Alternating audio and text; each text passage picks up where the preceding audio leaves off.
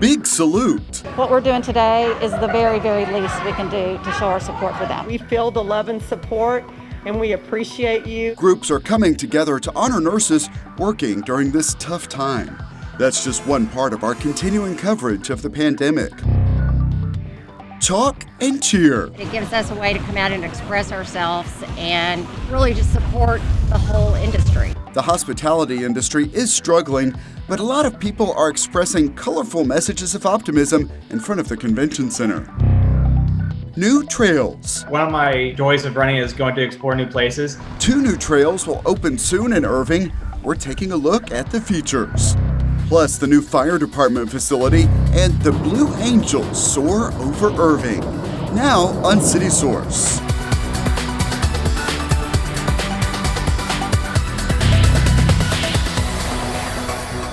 Hello and welcome to City Source as we continue to follow Irving's response to COVID-19.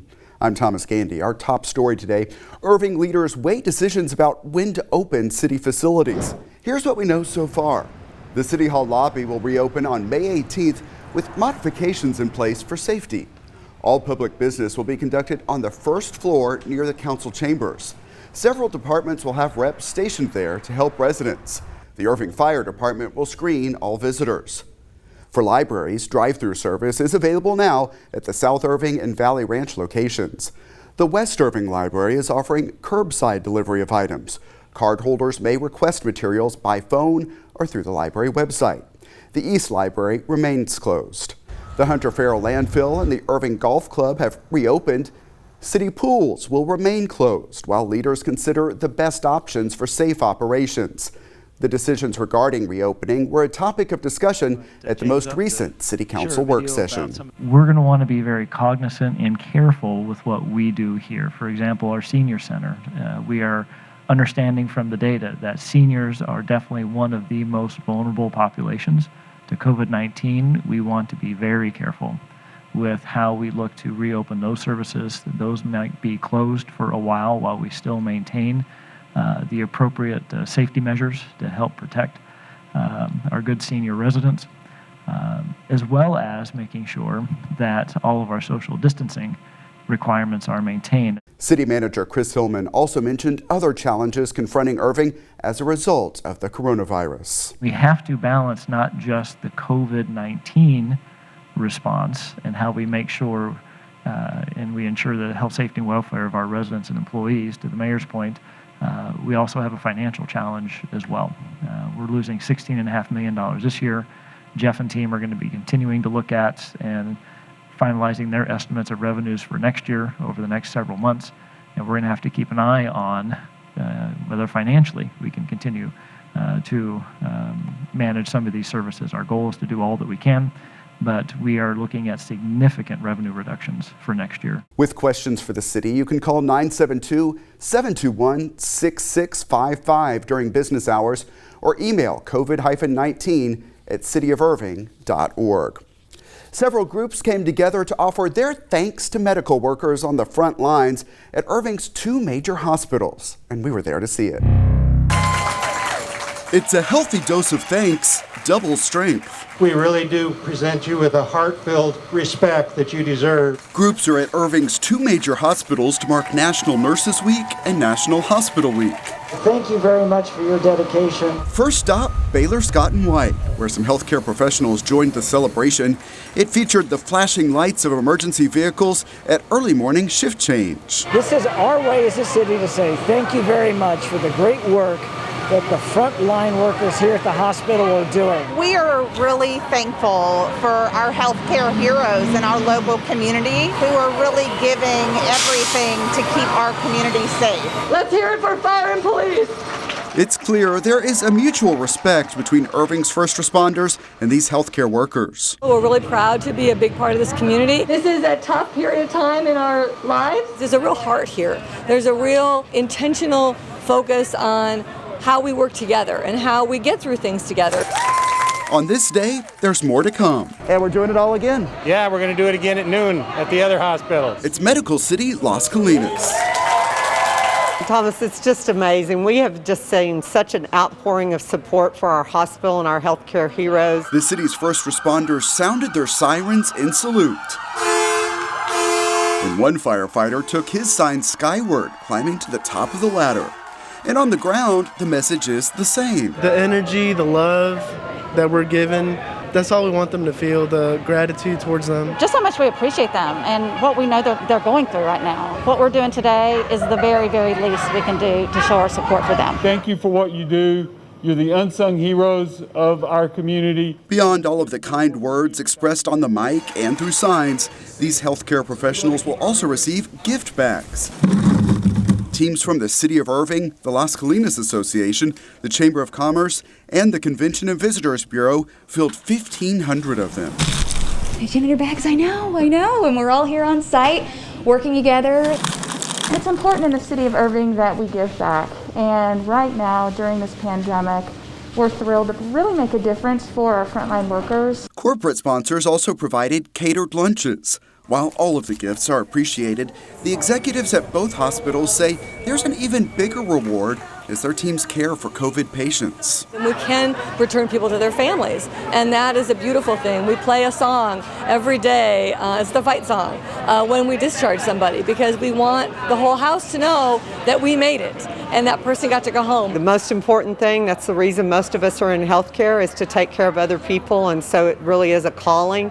And the pride and just watching someone walk out after they've been with us. In unprecedented times, people really band together and show their true worth. Bright moments amid tough times on both campuses that put a bigger focus on healthcare workers during National Hospital Week and National Nurses Week. Thank you to the community. We are very proud to be part of this community. We are proud to live and work in Irving. Great to be a part of that, and the show of gratitude continues. The U.S. Navy's Blue Angels flew over Irving and much of the DFW area to salute doctors, nurses, and other essential workers. Our team joined Irving Mayor Rick Stouffer and spectators at the Toyota Music Factory.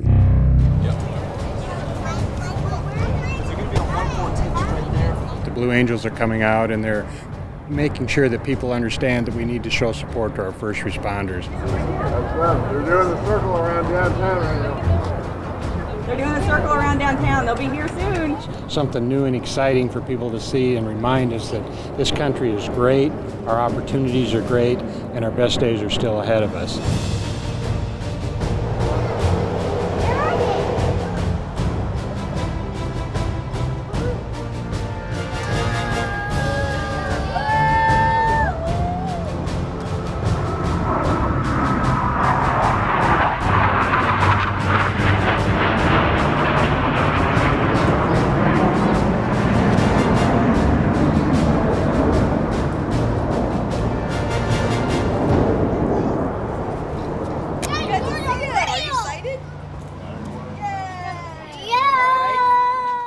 Groups have also been saying thank you to the Irving Police Department, and they have been saying it with food. Check it out. This is just the beginning. We've got a lot more coming. Yes. These volunteers from the Islamic Center of Irving and the Valley Ranch Islamic Center are delivering 300 pizzas to the Irving Police Department. Of course, it's the month of giving, so the least we can do is to give back to people who serve us every day. A great support for our city.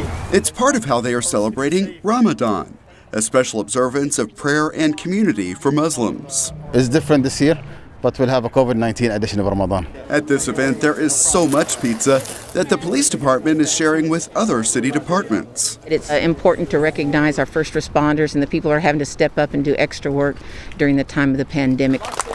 For the Irving Police Department, it is the latest show of appreciation from a grateful community. Over the past couple of weeks, a lot of people have stepped up. Individual residents, faith groups, and more. Yesterday we had a group from the Hindu temple. I'm worried that my police officers are eating too well right now. Beyond seeing officers get full stomachs, Chief Spivey believes all of this support shows the department's initiatives are paying off. Most people think of police as protecting and serving, and it's so much more than that. It's about building community support. And it's not until you're in the middle of a crisis that you realize if you've been successful or not. I think what this has shown us is we've been very successful at developing trust and legitimacy within our community. See more from the police department on our IPD playlist at youtube.com/the City of Irving. A lot of businesses are struggling as a result of COVID-19, and they are looking for answers, resources, and of course, customers. Here to talk more about this is Marianne Kellum, President and CEO of the Irving Hispanic Chamber of Commerce. Marianne, thanks a lot for being here. Thank you, Thomas, for having me. I appreciate it. Sure. Marianne, what are the biggest concerns you're hearing from business owners? Business owners are concerned that, or some business owners, I should say, are concerned that we're opening up too soon. They're afraid that the spike will go up again, that we're not yet ready. But then you have other business owners who need the business and want to get open right away, to hire their people back, to start making money. So it's kind of it's a mixed emotion, but a lot of people are feeling that it's too early. Yeah, and it is a balance in weighing that decision because we're still seeing a high number of new coronavirus cases in Dallas County every day. So what goes into business owners' decisions about whether to reopen? I think the bottom line is we've got to make money. We've got to hire our people. Our people are needing to go back to work. And that's, I think, the biggest, it's money. It's business. They need to get back to doing business. Getting back to doing business for now, but what about in the longer term? What impacts do we need to be watching for in the months ahead? I think that the biggest thing right now is for those people that do need to go back to work is that they still remember that we're not out of the woods, and they still need to wear the mask. They still need to do the sanitation, and they still need to use the gloves, and just be careful, be safe for yourself and for those around you. And what resources at the Hispanic Chamber can you help provide? We have been very helpful in providing guidance. It's so confusing, and every day is a changing day in regards to the rules and the guidelines and the how to apply for this and how to apply for that and who applies for this and who applies for that. So it's been very confusing for our members, and so we've been able to walk them through some of those scary parts. We also are doing what we can to continue doing stuff with our members, keeping them engaged. It's about, right now people are working from home, they're feeling kind of isolated in some cases, unless they have a bunch of kids, of course it's different, but most of the time they want to get back, they want to talk to people, and so we're doing some fun things for them. Yeah, looking for those fun events, and we know the Hispanic Chamber is just a fun group with a lot of face-to-face contact, so how have you been able to duplicate that when events are going virtual?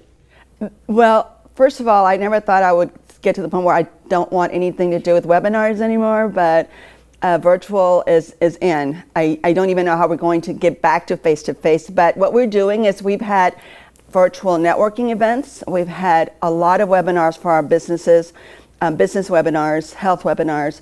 We've even had virtual happy hours, which is a lot of fun. Everybody has a little whatever they want to drink, and just kind of getting people to talking and sharing and just feeling a part of a group. And with small business owners, I guess that's a big change too, because a lot of them aren't used to doing everything online. They are used to that small network of people that they deal with, so this is an introduction of a lot of resources on that front as well, correct? It's very true, yes, especially for small business, yes. All right, Irving Hispanic Chamber of Commerce President and CEO Marianne Kellum, thanks so much for being here. Thank you so much, appreciate it. Sure, and the City of Irving has a lot of resources for businesses online, including checklists and a safety pledge. Find them at cityofirving.org/COVID-19-business. While talking financial impacts, the pandemic has hit the hospitality industry especially hard. That includes airlines, hotels, restaurants, and more. Even so, the Irving Convention and Visitors Bureau found a colorful and creative way to celebrate National Travel and Tourism Week. Small swipes of chalk are coming together to make big pictures. One of the sculptures from the Art Center by James Searles. And those big pictures it's actually a guitar pick. may hold an even bigger meaning. Right now we are all such a family and we're such a community. It's a project of love. People are coloring the sidewalks in front of the Irving Convention Center to mark National Travel and Tourism Week. This is kind of a time when there isn't a lot to celebrate in the hospitality industry. No, it's a really hard time. I mean, people need help, but people also need hope. And this one with the caterpillar turning into a butterfly, mine is be the change, lean into the change instead of running from the change. Convention and Visitors Bureau sales manager Cheryl Hopkins is among those hearing from groups canceling events. It's hard to to, know that your friends at the hotels and the sales departments have been furloughed. And it's hard for your clients. Here, they are all working to channel cheer through chalk. This group's design showcases their hotel, the Texican Court. We're still staying very positive, and we're looking towards the future. Others have no ties to the industry, but just want to show support.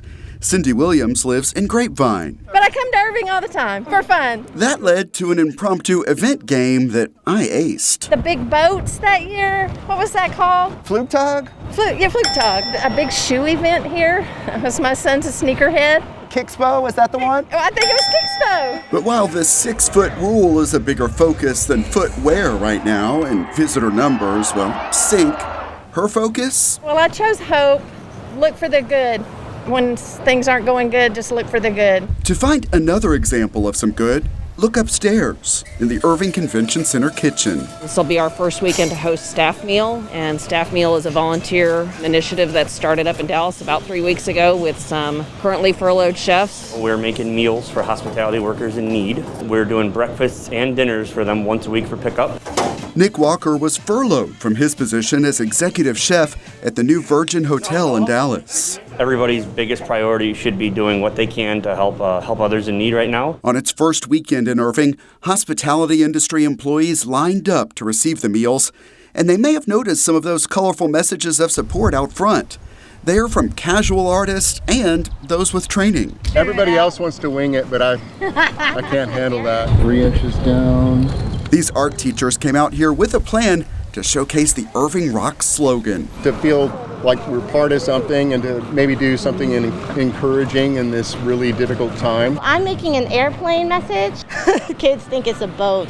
Kids are very honest. Kinyara Zephyr is an event manager for the convention center. But with no events, I'm currently furloughed. That doesn't stop her from seeing the potential ahead. I'm very passionate about my industry. I know we'll always bounce back. When was the last time you colored with chalk on a sidewalk? It's been probably 50 years. The Convention and Visitors Bureau invited Irving Mayor Rick Stouffer to finish this number, 745. Thanks to the spending our visitors do and the taxes they generate, and the taxes our places like our hotels and restaurants generate, every household in Irving has saved $745 every year. We've been fortunate because of the hotel industry that we've been able to do the things we've been able to do. For example, this convention center, the hotel, the entertainment venue, things that we've been able to accomplish in our city because of the dollars raised by the tourism industry. This National Tourism Week is more important than ever. With what's happened over the last 2 months, I think everybody can see what happens when the visitors go away, when the workforce goes away. So everyone here is eager to see visitors return with their dollars. As this project nears completion and we check out more of the creations. Journey, who's a high schooler here at Irving High School, did this beautiful portrait of herself as a gondolier. And the wide view shows how the elements of the visitor industry in Irving come together. I see love and I see hope and I see people ready to be with each other again, and I see spirit. There's just such a warmth in hospitality, and we welcome people, and that's what we do. I feel like we're going to come back stronger. Yeah, we can't wait. A lot of great designs and clearly some talent. The mayor recognized Travel and Tourism Week along with Economic Development Week at the most recent City Council meeting. In other news, construction is complete on the Irving Fire Department's Reserve Apparatus Storage Facility. It is located adjacent to the Irving Grand Prairie Joint Fire Training Facility on North Beltline Road. It has more than 11,000 square feet of space to safely store the department's reserve equipment. The fire department also shared these photos showing the progress of Fire Station 4. It is located at the corner of Toller Lane and Metker Street. When complete, it is expected to help firefighters respond more quickly to emergencies. We love it when you share our videos, and this next story is spread very quickly on social media.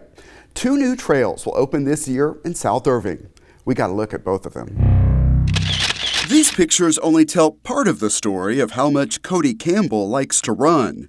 Listen to this. On average, right now I'm at like 85, 95 miles a week right now. He says he has already run every inch of Irving's Campion Trail, and soon he will have a new running spot not far from his home.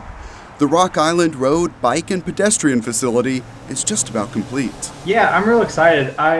One of my joys of running is going to explore new places. The trail runs from Irby Road to the West Irving DART station. A lot of it runs under the tracks for the Trinity Railway Express. That provides the added benefit of shade. So the fact that it's shaded is going to be monumental in the summer training. Runners, walkers, and cyclists will have to watch for traffic in a few spots, especially at Beltline Road. Getting with traffic to put up the pedestrian crossings. We're also highlighting the intersections with bollards that's going in here pretty soon. Closer to the DART station, runners will notice this pedestrian bridge. It proved to be the most challenging part of construction because it's close to a lot of utility lines and the roads. We had to kind of thread that needle. The city of Irving pushed for this trail for about a decade. The capital improvement team worked with the North Central Texas Council of Governments to secure federal and state funding to cover most of the cost. It's really coming together. Like you said, it's really exciting. And here is another South Irving project resulting from similar funding programs. The Delaware Creek Trail will connect Center Park East to Mountain Creek Preserve. The contractor expects to beat the December deadline and open this trail in the fall. In the big picture, it's part of the downtown Dallas to downtown Fort Worth links, and it connects to Campion trails. Really, you can go from downtown Irving to downtown Dallas here real soon. Just huge thank you. We appreciate all the help we get in our community and in the city. Cody Campbell is also the assistant race director for the Irving Marathon Running Series. Because of the coronavirus, all of the running events are now virtual. Virtual running is you basically sign up, you say, hey, I want to do the 5K or whatever, and you can do it anytime, anywhere. Participants track their numbers and get the medal and all of the swag. Event t-shirt, which I'm actually wearing right now. And he believes the new trails could draw more participants to the virtual marathons and more people to the sport he loves. It's just, I don't know who I am. It gives me a lot of joy in life. Yeah, and you heard us talk about the marathon there. I should mention that the Irving Marathon has a lot of virtual events, including one that runs through the end of May for Cinco de Mayo. There are even some organized actual event runs put on the calendar for the fall at the Toyota Music Factory. Check out the website for details. With that, it is time for our Pets of the Week, so let's get a virtual visit to the Animal Care Campus. Hello everyone and welcome to this week's Pets of the Week. I'm Brett Wheeler, joined by Michael Whiteside. And Michael, it looks like you have a big ball of fur just right in your hands. Yes, I do. This is a big ball of fur, and his name is Poof. He is a 2-month-old Great Pyrenees mix, and he came into Irving Animal Services. He was a public drop-off. Someone said they found him as a stray, but once they got him back and checked him out, it turned out he tested positive for parvo, which can be a really deadly disease for puppies. Irving Animal Services began treatment for him, and then Gift of Humane Society transferred him and took him to one of our partner vets where he finished up his parvo treatment. And now he's still on some antibiotics and some other stuff, just some aftercare. So he's not available to go home just yet, but he will be shortly. And he is a big bundle of fur. Who would be a perfect fit for Poof? At this age, he's going to do fantastic with any sort of family. The thing that a lot of people need to remember is to really research the characteristics of a Great Pyrenees and see if those characteristics will be a good fit for your lifestyle. The other thing about Pyrenees is, this is 2 months old and he's probably about 20 pounds. They can get up to be 100 plus when they're full grown. You got to keep that in mind too, depending on what space you live in and what kind of outdoor area you have. All right, Michael, and I know during this time everyone's looking to share in some love and share in some extra cuddle time, and you have the perfect puppy just for that.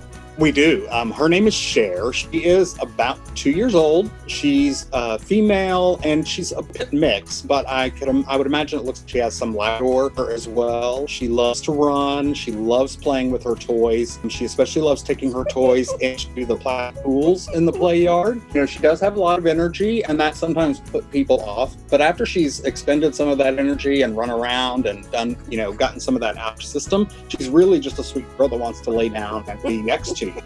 Right, and she sounds like the type of dog who would be perfect for if you wanted to go out for a run or for a walk. Definitely. She loves being on a harness and going on a walk. And so she would be great for anybody that's now exercising and running and walking, to get her out and out and about and use up some of that energy she has. All All right, Michael, up next we have Zeus. Tell me about him. Zeus is another one of our really active, energetic dogs. He's a pit mix. He looks a lot more to me like a Labrador or another retriever, and he is one of the most friendly dogs that we currently have. He loves to play with his toys as well, and he loves to just get some attention. He's just a fun, loving goofball. I mean, he's really is a big goofball. Now, Michael, during this time of COVID-19, we're all adjusting to a new normal, and people may not realize that the Irving Animal Care Campus is still open and some great pets are still available for adoption. So, a lot of people aren't really sure that whether we're open or we're not open, and we are open. We are still doing managed public access, so you can't just walk into the shelter and wander around. So what we're asking everyone to do is to look at our websites, either dfwhumane.com or cityofirving.org. Go to the adoptable pets pages, look at the pet that you might be interested, or decide on a pet you might be interested in adopting. Come to the shelter, call us when you're here, and we will get you in as quickly as we can to meet that pet. So we just want to let you know that we are still doing the adoptions. The process is just a little bit different right now, and you may have to wait a little bit. But we have so many animals still that are waiting for a home that you could provide for them. And we are currently still doing fee-waived adoptions, so there are no fees for the adoption itself. The City of Irving may have some fees for pet registration, that type of thing, but the adoption fees are waived for both organizations here at the Irving Animal Care Campus. And I think as a potential adopter, I think that would make me feel more comfortable knowing that you guys are taking the proper procedures to make sure everyone is safe during this time. Yeah, and we are. We have everyone here. We have masks that we're wearing when we're interacting with the public. We're doing extra cleaning of all of the surfaces that people might touch. We're only allowing one visitor per organization in at a time, so a maximum of 2 people would be in the building. But we're making sure that the safety of visitors and staff are the top priority for everyone here, while still trying to work to find homes for these animals that would really do so much better home right now than being in a shelter setting. That's right, Michael. And as you said, there are a ton of playful pets and cats and dogs there just waiting to find their forever home. So be sure to check out for that. Back to you, Thomas. All right, thanks, guys. The best way to adopt right now is to call the Animal Care Campus and make arrangements to meet. DFW Humane Society's number is 972-721-7788. For Irving Animal Services, call 972-721-2256. Also, check out the websites you see on your screen.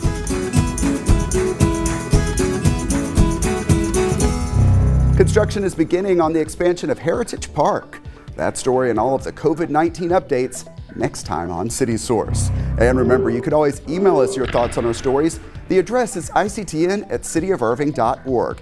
And find us on YouTube. Our channel is at youtube.com/The City of Irving. Subscribe and you can get notifications when we upload new videos. And that's it for this edition of City Source. We leave you now with another look at some of the chalk art at the Irving Convention Center to mark National Travel and Tourism Week. Thanks for watching, stay healthy, and we'll see you next time.